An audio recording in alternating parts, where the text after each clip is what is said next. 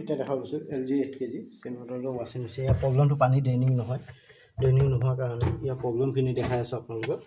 Customer যেতিয়া use কৰে তেতিয়া সেইখিনি 2 3 চব পইণ্ট সোমাই আছে ইয়াত।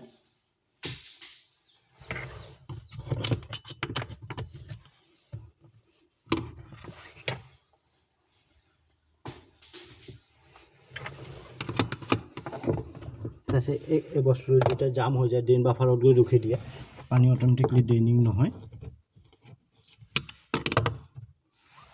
কিবা কিলি পৰ্যাপ্ত পৰা ওলাইছে এইটো কিমান আছে এইটো চাই লওঁ।